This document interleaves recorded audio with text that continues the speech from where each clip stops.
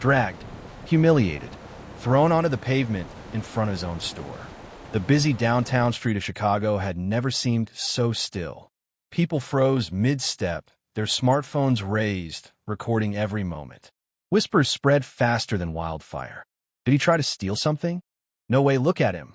Outside the gleaming facade of Vittoria Jewelers, one of the most luxurious jewelry stores in the city, a tall, impeccably dressed black man was being forcefully pulled out by two security guards. His suit was perfectly tailored, dark charcoal with subtle pinstripes that caught the sunlight just right. His shoes shined like mirrors, his cufflinks glinted. The kind of details only someone with refined taste or wealth would notice. But none of that mattered now. The crowd was oblivious to the truth. To them, he was just another suspicious person, someone who didn't belong. "Sir, you need to leave immediately," one guard barked, his voice sharp, authoritative, the kind that leaves no room for argument. The man didn't resist. He didn't shout. He didn't panic.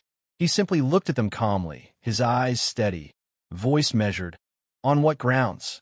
"You were reported for suspicious behavior," the second guard said, a hint of irritation creeping in as he tugged harder.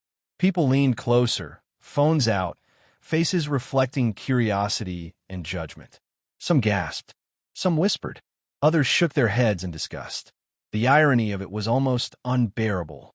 Here he was, Asterisk, the owner of this very store, Asterisk, a man who had built this empire from the ground up, being treated like a criminal on his own property. Every security camera, every shining display case, every rare diamond safely tucked behind bulletproof glass had been his responsibility. And yet, all it took was a single call from a nervous passerby to turn him into a spectacle. He let them drag him across the marble entrance anyway, his calm demeanor unshaken. Around him, the world seemed absurdly loud. The clatter of heels on the polished sidewalk, the snap of camera phones, the muttered speculations, all of it created a surreal soundtrack for his humiliation. Finally, the crowd started murmuring to each other. Someone recognized the logo on his store badge. A voice rang out. "Wait, isn't he?" Heads turned. Phones paused mid-recording. The realization spread like ripples across water. This man, the one being manhandled, was the owner. The guards froze, the tension thickening. A few brave onlookers stepped forward, murmuring apologies, embarrassed whispers filling the air. But the man's face remained serene, almost detached. Not because he wasn't hurt, but because he understood the truth about the world he lived in. Judgment was fast. Assumptions were easier than questions. And appearances could betray anyone. With quiet dignity, he straightened his jacket, nodded at the stunned crowd, and calmly walked back into his store. The doors closed behind him, leaving the murmuring crowd on the street to digest what they had just witnessed and reconsider the assumptions they had so quickly made. His name was Elijah Carter. 10 years earlier, Elijah had nothing but a small jewelry repair table tucked into the corner of a cramped, rented shop. The kind of space where the air always smelled faintly of metal polish and varnish, and the only sound at night was the soft ticking of a wall clock. He worked 14-hour days, painstakingly fixing broken chains, resizing rings, and polishing dull stones until they sparkled like new. Some nights, when the shop was empty and the workbench light burned late into the evening, he would sleep in the back room, curled up on a thin cot, too exhausted to go anywhere else. People underestimated him constantly. Suppliers dismissed his requests for high-quality stones. Banks rejected his loan applications, labeling him high-risk despite his meticulous records. Friends and even family advised him to get a real job, instead of chasing dreams that seemed impossible. But Elijah had a rare gift, not just for crafting exquisite jewelry, but for understanding people. He could see what a customer truly wanted even before they said it. He treated every client with the same respect and attention, whether they were buying a $50 bracelet or a $50,000 diamond necklace. Word spread slowly, almost imperceptibly at first. Then, the momentum built. Celebrities began wearing his custom designs. Athletes commissioned pieces for championship celebrations. His name became synonymous with precision, creativity, and trust. Eventually, his brand, Carter Crown Jewelers, became a symbol of excellence. A store where clients knew that every item was not only flawless but crafted with care, and every interaction left them feeling valued. 3 years ago, Elijah achieved a milestone he had dreamed of for a decade. He purchased the very building he had once rented space in. The same worn bricks, the same polished marble floors, but now under his ownership. A testament to how far perseverance, skill, and integrity could carry a man. Yet success didn't erase prejudice. It didn't erase the world's tendency to make assumptions. That morning, Elijah had decided to visit the store casually. No tía, no formal jacket, just a fitted sweater and slacks. He wanted to surprise his staff, check in quietly, see how things were running without making a scene.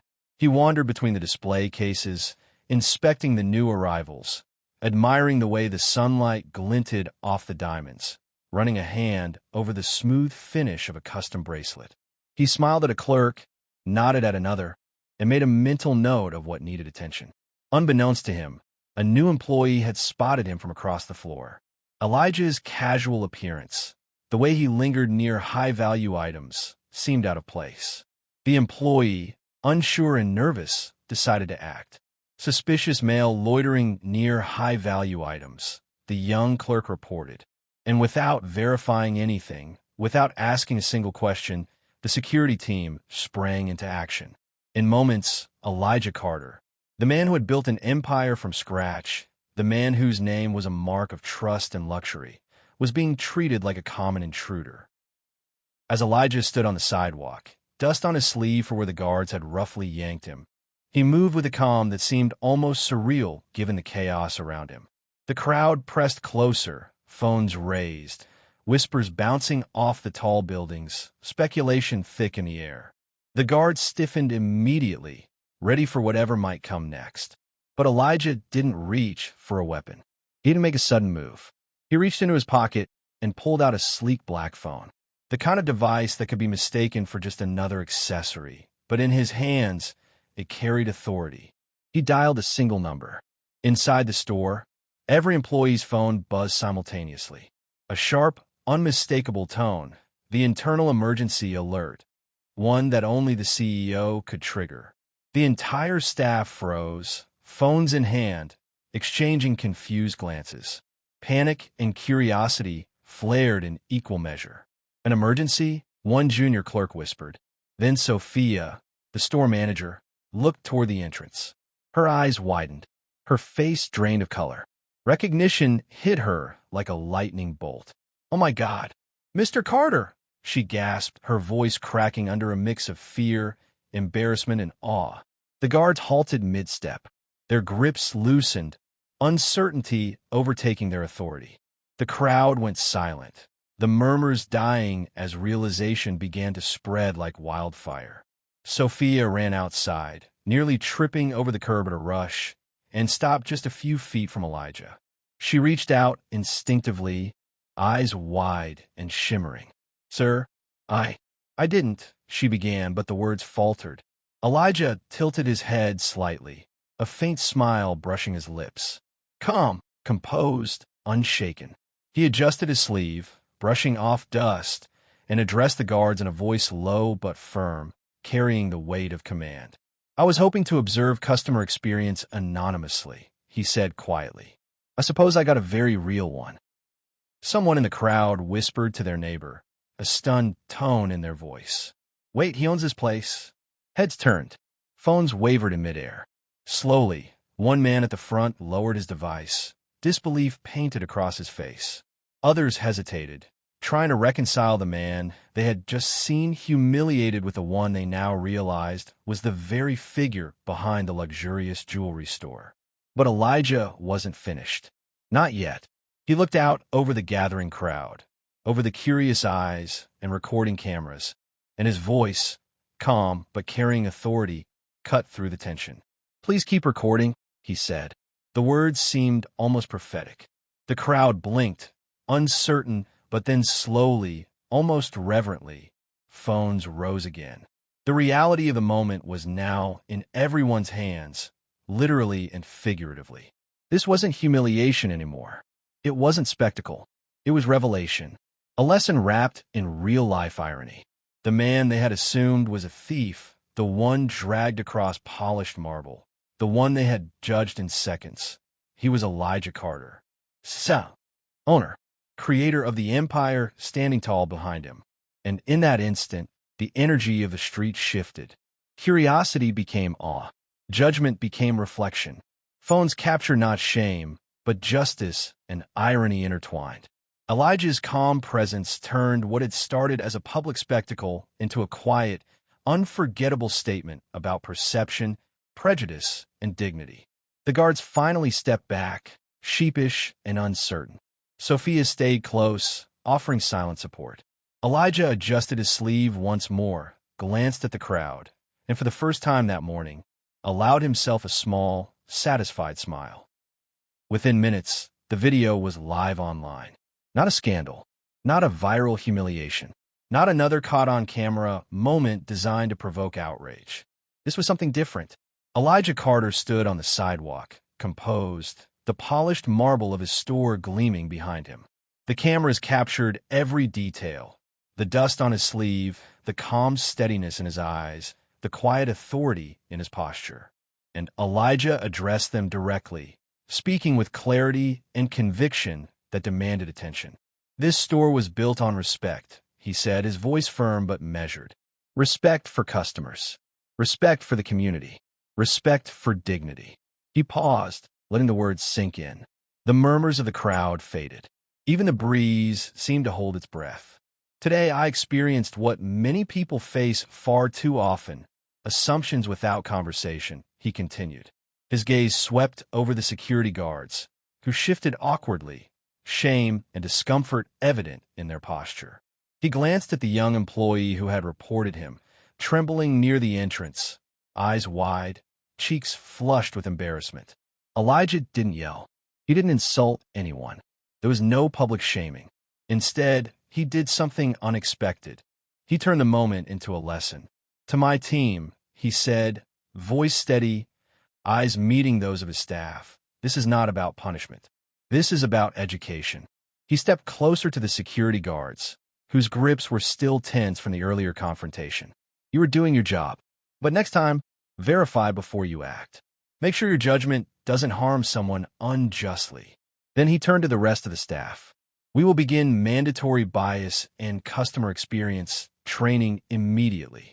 Every member of this team will learn not only to protect our property, but to uphold the dignity of every person who walks through these doors. The crowd, which had once whispered with curiosity and judgment, now listened carefully, silently taking in every word. Phones that had been recording sensationally now recorded lessons in leadership and humanity. But let me be clear, Elijah added, his voice rising just enough to command attention without aggression. No one, not a customer, not a stranger, not even the owner, should ever be treated as guilty without reason. A woman in the crowd started clapping, softly at first. Then another joined her, and another. Within moments, the street was filled with applause, not mockery, not ridicule, but respect. The kind of respect that comes from witnessing courage, fairness, and dignity in action. Elijah allowed himself a faint smile. He didn't need the applause. He didn't need the recognition, but he understood its meaning. This moment wasn't about him. It was about the lesson being taught. The reminder that leadership isn't shown through authority alone, but through empathy, patience, and the courage to stand up for what's right, even when it's uncomfortable. The guards hung their heads. The trembling employee exhaled, relief washing over them. The crowd, once ready to judge, had been transformed into witnesses of integrity. Elijah's eyes swept over the scene one last time. He adjusted his jacket, dusted his sleeve lightly, and turned back toward the doors of Carter Crown Jewelers. Behind him, the street was buzzing, not with scandal, but with admiration. And in that moment, dignity had won. By evening, the video of Elijah Carter on the sidewalk had gone viral. Within hours, it had amassed over 5 million views. People all over the country were sharing it, commenting and discussing what had happened outside Carter Crown Jewelers. News outlets ran headlines that celebrated dignity instead of scandal.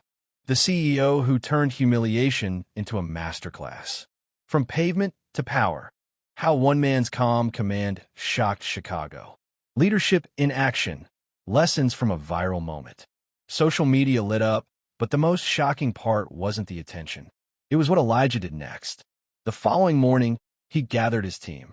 First, he addressed Sophia, the store manager who had recognized him immediately and run outside in alarm and awe. "Your loyalty and clarity under pressure are invaluable," he told her. "I want you to lead more than just this store." Effective immediately, you were promoted to Director of Operations. Sophia blinked, speechless, then managed a shaky, grateful smile. Applause broke out among the staff, some still remembering the scene from the day before, now seeing it through the lens of leadership, not humiliation. Then Elijah turned to the employee who had reported him. Fear and embarrassment still lingered on the young staffer's face. "You made a mistake," Elijah said gently. "But mistakes are where we learn the most. I'm offering you a second chance, along with mentorship and training. Together, we'll ensure this never happens again." Even the two security guards, who had physically dragged him across the store's marble entrance, were spared. "You were following protocol," Elijah told them calmly. "But protocol without judgment is blind. I'm inviting you both to attend company-funded leadership workshops. Learn, grow, lead with wisdom, not just authority." In a later interview, he reflected, "Growth," he said, voice steady, "is more powerful than revenge." The public response was immediate. Sales at Carter Crown Jewelers didn't drop. They doubled. Customers flooded in, not just to buy fine jewelry, but to support a company that stood for something far bigger than profit. A brand that upheld dignity, respect, and integrity in a world all too quick to judge. Elijah's message went viral, shared by millions across platforms. Success isn't proven by how high you rise. It's proven by how you respond when you're pushed down. What began as a moment of public humiliation became a turning point, not just for a company, but for everyone who witnessed it. For a moment, the world saw how calm authority, empathy, and integrity could transform an incident of shame into a lesson in leadership. That day, a black CEO wasn't just dragged from his own shop. He walked back and stronger than ever. He reminded the world that true power isn't loud. It isn't aggressive. It doesn't demand attention through fear. True power is controlled. It is wise. It is unshakable. And sometimes it shines brighter than any diamond in the store. The story of Elijah Carter became more than a viral video. It became a symbol that courage, dignity, and measured leadership can transform not just a single moment, but the world's perception, proving that real strength is silent, steady, and enduring.